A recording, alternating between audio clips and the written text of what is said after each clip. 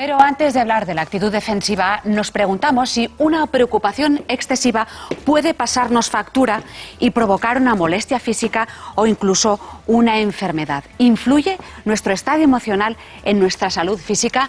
Las respuestas en la tertulia que ahora empezamos de la mano de los dos profesionales de la medicina psicosomática que les vamos a presentar. Empezamos por Manuel Álvarez, es médico internista, presidente de la Sociedad Española de Medicina Psicosomática y director del Centro Médico Psicosomático de Sevilla. ¿Qué tal? Bienvenido al programa. Pues muy buenos días a todos los oyentes de la 2 y a este gran equipo. Telespectadores, en este caso, que estamos en televisión. Doctor, saludamos también a Josep María Ferrer, es psiquiatra y jefe del Servicio de Psiquiatría, Psicología y Medicina Psicosomática de los Hospitales Quirón de Cheus y editor de la revista Cuadernos de Medicina Psicosomática. Bienvenido al programa también, doctor Ferrer. Buenos días. Bueno, de entrada nos preguntamos si puede la mente enfermar al cuerpo o hasta qué punto puede la mente enfermar al cuerpo. Pues la mente es una gran puerta por la cual nuestro cuerpo puede enfermar. Todas las enfermedades psicosomáticas tienen entrada precisamente por la mente y precisamente por eso a través de la mente es como hay que curarlas. Arreglamos el cuerpo entrando por la puerta de la mente. Yo diría más, yo creo que la psicosomática es todo un concepto que atañe a toda la medicina, no solamente a estas enfermedades que parecen estar provocadas por factores psiquiátricos o por factores de personalidad, como las somatizaciones famosas. En efecto, hay factores psicológicos que afectan no solamente la eclosión, sino el mantenimiento de las enfermedades físicas. La depresión provoca 3 veces más muerte en enfermedades físicas, por ejemplo, provoca 3 veces más infarto de miocardio, o bien la hostilidad, la ira, la forma de ser, también puede provocar infarto de miocardio en personas con riesgo, naturalmente. Y luego la propia enfermedad provoca factores psicológicos que pueden, en círculo vicioso, empeorar dicha enfermedad. O sea que la medicina psicosomática es todo, es ver la conexión entre el cerebro y su cuerpo. Una persona, por ejemplo, una persona con dolor de cabeza o de barriga, va al médico y todas las pruebas le salen bien, pero ese dolor es real. ¿Es ese un ejemplo de dolencia psicosomática, cuando uno está buscando qué es lo que le pasa y no se lo encuentran? Es un ejemplo, es el ejemplo. El ejemplo. Porque la gente entiende la psicosomática precisamente eso, cuando la psicosomática, como muy bien decía el doctor Álvarez, es una forma de ver las cosas. La somatización, el no encontrar un factor orgánico que explique ese trastorno, del cual el dolor, sobre todo el dolor de espalda, es el más frecuente. Ah, el de espalda. Sí. Y otros dolores. Pero sobre todo el de espalda, los mareos y vértigos, el de barriga también, como se ha dicho, el torácico, etcétera. Pues esto, cuando no se encuentra, el médico a veces, quizá queriendo tranquilizar a un paciente cuya atribución de los síntomas es siempre totalmente somática, o sea, no cree que haya ningún factor psicológico, por más que eso lo hayan dicho, ya desde siempre, desde que los tiene, quizá ya desde muy joven, este médico le dice algo terrible, usted no tiene nada, vaya al psiquiatra. Y el psiquiatra se convierte en el especialista de la nada. Ya puede usted comprender la hostilidad con que el paciente, que a veces ni viene al psiquiatra o va al psicólogo, aún peor. Bueno, José María, Dime, Manolo. Tenemos dos modos, dos ventanas distintas de ver a los pacientes. La psicosomática tiene precisamente... Ya sé que tú no lo haces, esto de usted no tiene nada, esto ya lo sé. La psicosomática tiene precisamente esta posición entre la psicología, la psiquiatría y la medicina interna, y con ella todas las especialidades, que hace que esta perspectiva psicosomática a veces tenga que entrar en el terreno muy profundo de la enfermedad psiquiátrica o de la otra. Por eso cada uno en psicosomática, cada uno tenemos como un perfil, tenemos como una visión. En la Sociedad Andaluza de Medicina Psicosomática hay una cantidad de especialidades diversas, que desde cuidados intensivos, donde se puede comprobar que la mejoría de los pacientes depende del trato para con ellos y para con las familias, por ejemplo. Y ahí estamos haciendo psicosomática en cuidados intensivos en Andalucía. Sí, la prevención, la prevención, por ejemplo, de la enfermedad, el saber prevenirlas mediante conductas adecuadas.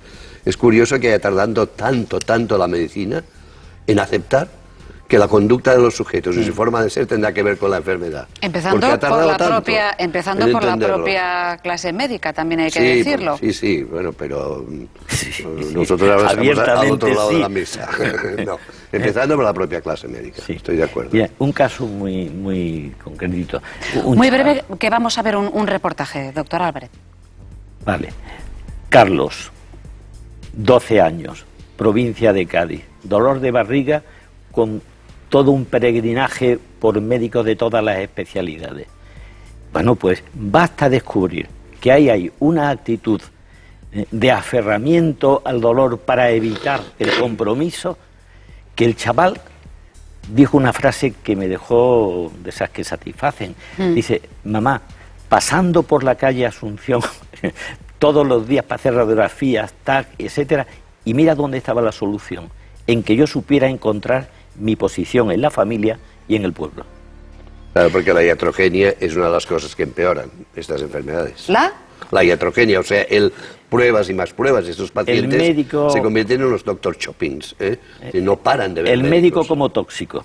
¿Me entienden? No paran de ver médicos y hacerles pruebas, y ellos que ya tienen una atribución somática desde pequeños, que les sirve para no tener que afrontar y para tener ganancias secundarias, incluso ganancias de cuidados, etcétera, que lo han vivido a lo mejor desde jóvenes.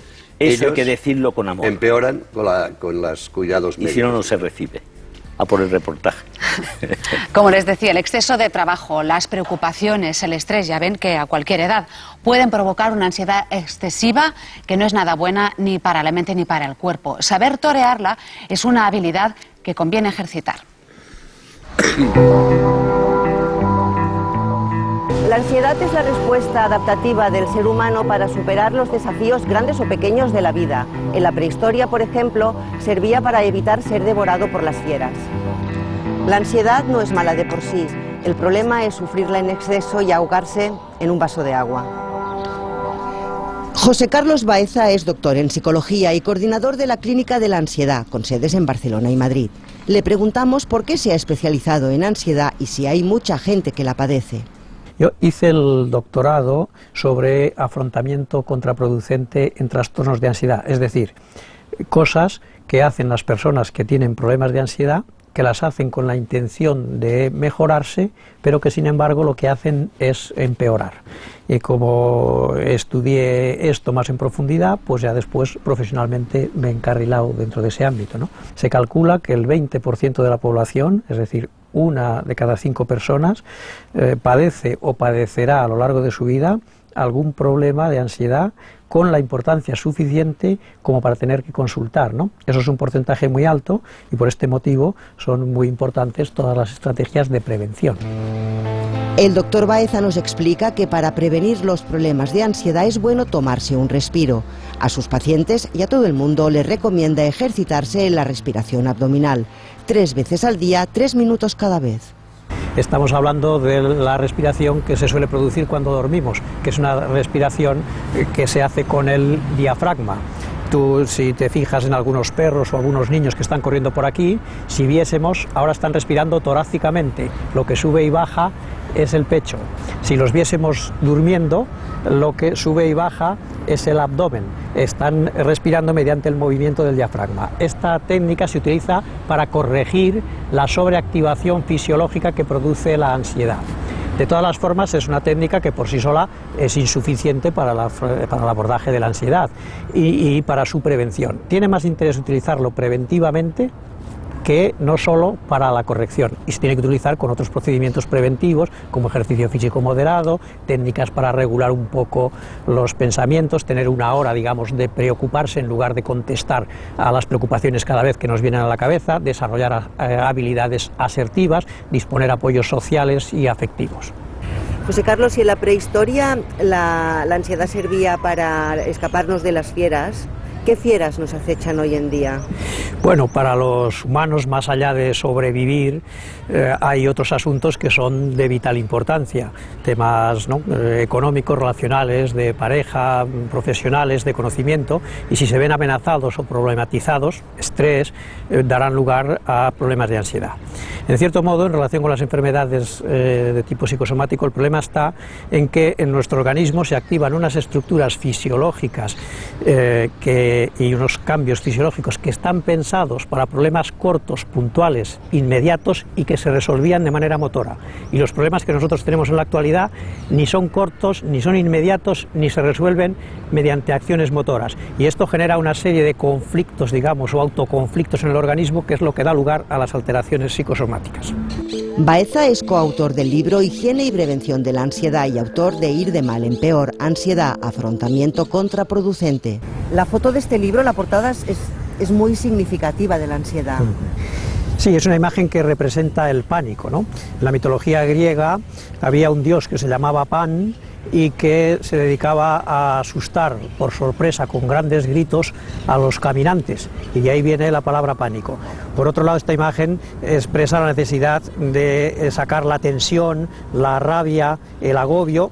Es en cierto modo un grito de auxilio, un grito de defensa y de ataque. Cuando nosotros tenemos un problema, la ansiedad incluida, tendemos a aplicar soluciones.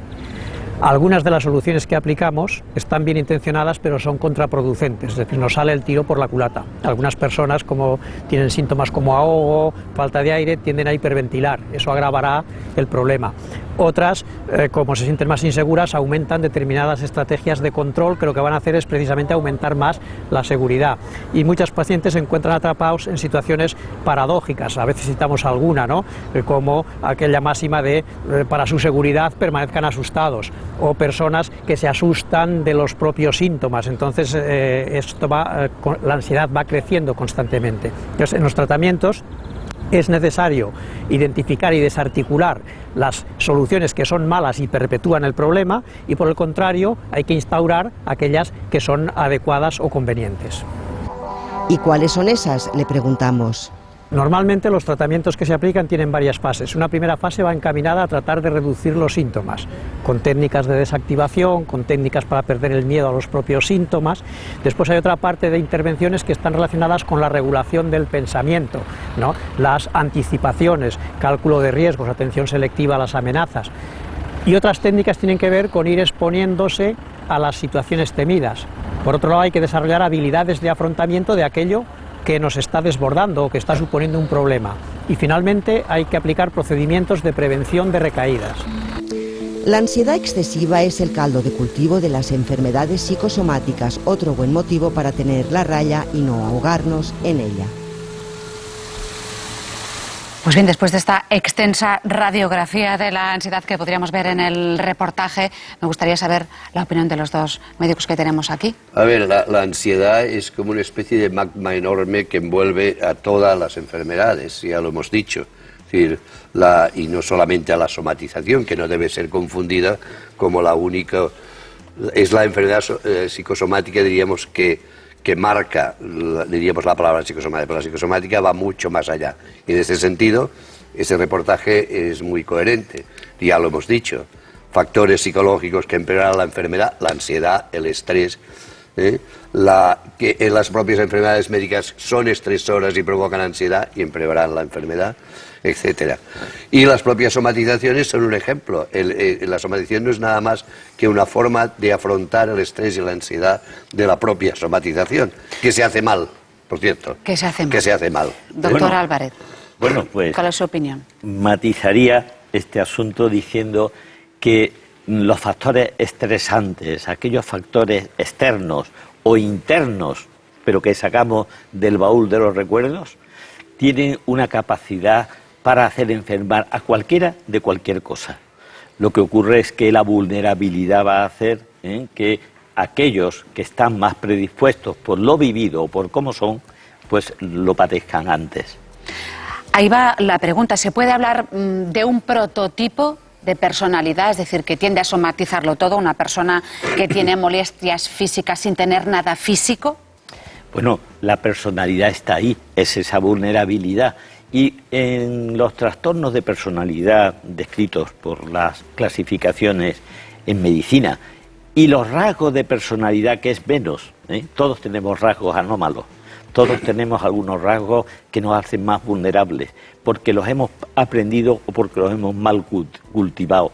Precisamente por eso es por lo que yo trabajé en una época el tema del perfeccionismo, el síndrome del perfeccionista. El anancástico es el título de un libro publicado en Almuzara hace unos años, por la tercera o cuarta edición, en la que dejo muy claro cómo las personas con rasgos perfeccionistas, que son tan estupendas y tan capaces, son magníficas, pero tienen un coste añadido que les hace enfermar de ansiedad con una gran facilidad. De ahí que haya que enseñarles a protegerse, generando, cultivando actitudes saludables y estrategias eficientes para librarse de esa ansiedad que les puede poner como en un carro que se le echa peso y el mulo, el caballo, se pone con las patas arriba y no hay quien le siga, quien le pueda ayudar después. Sin embargo, no es concluyente el que haya una personalidad simplemente que sea la que será más somatizadora. Sí que es verdad que los propios somatizadores y los hipocondríacos, de los que no hemos hablado, por cierto, y que es una forma también de ver la enfermedad, del miedo terrible a la enfermedad, tienen factores más o menos de personalidad. Por ejemplo, los hipocondríacos es verdad que son más obsesivos. Pero tiene usted que tener en cuenta que si bien los somatizadores hay factores, por ejemplo, se dice que tienen mayor dificultad, como he dicho, de adaptarse al estrés de forma adecuada y solo se adecúan o solo se adaptan por medio del cuerpo. El cuerpo es el que les da esta ventaja adaptativa desadaptativa, que les da, diríamos, responden así porque están acostumbrados a responder así, porque así reciben la disminución de su ansiedad, les refuerzan, les apoyan, pero acaba siendo una desventaja porque finalmente el propio sistema provoca una bajísima calidad de vida. Piense que los somatizadores son la gente con menos calidad de vida probablemente de todas las enfermedades estudiadas. O sea que al final, esta manera de ser, esta manera de no poder afrontar la vida mediante la expresión emocional normal, sino solamente somatizando, esto probablemente amenaza a los somatizadores, pero no todo el que somatiza tiene trastornos de personalidad. Esto es lo que he querido decir. Entonces, llegado a este punto, ¿hay que medicarse? Abundamos un poquitín para entender esto. Todas las personalidades tienen algún rasgo que empuja hacia la ansiedad y es el desequilibrio. Pero aquellas personas inseguras que han... Menos dos, luego lo digo. Menos dos. Y vamos a hablar de debate, pero menos está dos. saliendo muy bien. Hay algunos que no se angustian nada, que son los que joroban al personal, los psicópatas. Y, si te y digo, los narcisistas. Y los que no saben descubrir sus sentimientos y expresarlos y se los comen con patatas y luego son los que más somatizan, una por cierto. indigestión psicológica. Perdón, que te haya interrumpido. Excúsame. Que la vida es el arte del encuentro. En la medida en que uno sabe encontrarse consigo mismo, que es con quien más tiempo pasa en la vida, pues evita esa ansiedad, porque esa discordia, esa combatividad con el entorno es posible, pero consigo mismo, eso lleva a un cuadro de ansiedad, que además son las que se hacen crónicas, las que van rompiendo lazos. Chicos, yo a estas personas les digo, y ya paso al tratamiento, que conviertan las ventanas, que conviertan los espejos en ventanas. Estamos en una habitación donde nos estamos mirando a nosotros mismos y no hay cosa que genere más ansiedad que ser el ombligo del mundo, del propio perimundo. De tal manera que abrir esas ventanas y contemplar y establecer una relación es algo enormemente saludable para el buen vivir. Y si yo digo, amigo Álvarez. Perdone, doctor, si yo digo, ¿esta pastillita te va a abrir la ventana? me permitirá. José María. Yo creo que deberíamos ir con cuidado, insisto, por última vez, no se preocupe, si no el doctor Álvarez me dirá que soy perfeccionista y obsesivo y anancástico, cosa que sí soy, pero no tanto, que debemos tener en cuenta que en el caso de los factores psicológicos que empeoran la enfermedad psíquica, si son de personalidad o de forma de hostilidad, ira, o bien que son enfermedades, en el primer caso, si son formas de ser, en este caso hay que mejorar esta forma de ser. En el caso del primer caso, que es el más claro, los factores psicológicos que afectan a la enfermedad psíquica. Si están deprimidos, mejorar la depresión con un fármaco o bien con técnicas psicológicas, que también se puede utilizar para la depresión. Si están ansiosos, ya lo hemos visto, tanto técnicas psicológicas como técnicas farmacológicas. Hay técnicas, las técnicas cognitivo-conductuales, que han demostrado gran efecto. En el caso de las enfermedades médicas que provocan trastornos psicológicos, evidentemente también hay que hacer lo mismo, pero al revés. Mejorar esto, que es un factor de riesgo para el empeoramiento de la enfermedad médica. En el caso de que no se ha hablado para nada hoy, de las enfermedades funcionales fronteras, como la fibromialgia o el colon irritable, que están entre la frontera de todo esto, entre los somatizadores y los otros, en estos casos se puede actuar a nivel global con los especialistas, utilizando factores tanto conductuales como psicológicos, cambiar los pensamientos, cambiar las conductas de excesiva atención al dolor, etcétera. Y por último, en el caso de las somatizaciones, bueno, la hipocondría también, en el caso de las somatizaciones, y termino, ahí sí que la conexión entre los internistas y el psiquiatra o el psicólogo debe ser total. Es más, no lo deberían visitar los somatizadores, los psiquiatras, los psicólogos, los deberían visitar los propios internistas y los psiquiatras y psicólogos, poquito a poco hacerles entender, sea con fármacos, porque están muy angustiados, sea con técnicas psicológicas, que este proceso adaptativo al estrés les va mal. José María, que sabe una barbaridad, me va a permitir que yo haga una síntesis audaz. Y es que la terapéutica psicosomática, lo que cura en psicosomática es la pastilla y la palabra. Son necesarias las dos, pastilla y palabra, utilizadas a dosis conveniente para que no sean tóxicas, tanto una como la otra, y para que resulten adecuadas en su momento. Nunca una persona que llega a la consulta con una empachera profesional, oftalmológica, me decía, y lo que tenía era un cuadro psicosomático debajo, no era un cansancio. Esta persona lo primero que necesita es sentirse entendida y a continuación sentirse segura en que va a utilizar un fármaco que va a quitar esa ansiedad de entrada y va a quitar la reiteración del pensamiento. Así se puede trabajar luego los defectos que pueda tener en su sistema, en su método de pensamiento. O sea que sí, amiga mía, el fármaco puede abrir la ventana. El fármaco para abre que la entre ventana. el aire de la psicoterapia. Claro, para que entre un buen aire en este Buen caso. aire. Porque, por ejemplo, una persona que ha tenido una depresión, ¿no? O que tiene una depresión, ¿eso le deja una secuela física? ¿Le puede dejar una secuela física en el sentido de que uno puede decir, venga, otra vez a empezar? Y otra vez a ¿A qué se empezar. refiere a secuela física? A que le quede un Una factor vulnerabilidad. somático. Una persona que tiene una depresión de por sí es vulnerable. Todo somatiza muchísimo más. Y una persona que tiene estrés también. Se sabe que el estrés bloquea los sistemas inmunitarios. Por ejemplo, las gripes duran más tiempo. Sí. Y por lo tanto, esta persona lo que le queda es la vulnerabilidad a la depresión. Si es una depresión que ha somatizado, y depresiones que somatizan más que otras, que no debe ser confundida con las somatizaciones. La depresión que somatiza es simplemente como la ansiedad que somatiza, que notas la ansiedad en tu cuerpo, ¿de acuerdo? Pues en estos casos la depresión lo que hay que cuidar es el estilo depresivo, no tanto en la secuela física. Vale, por Hay que decir un aprender. ejemplo, para terminar, doctor Álvarez. Un ejemplo, un ejemplo. Decía Marañón que el mejor instrumento para tratar, en medicina en general y especialmente aquí, en el nuestro, el mejor instrumento es la silla. La silla, para sentarse, cogerle la mano al paciente, Sí, señor. escucharle, mirarle a la cara, Sí, señor. hacer un trasvase emocional con la mirada Sí, señor. y abrir las cremalleras de la vida, tanto para soltar lo que lleva como lo que lleva de verdad, porque aquí se dan las demandas expresas que no son las de verdad, y luego las demandas ocultas, que son aquellas que realmente hay que sacarle al paciente dejándole hablar en libertad. ¿Sabe cuál es la mayor queja de los pacientes? No es de la mala práctica, que el médico comunica mal.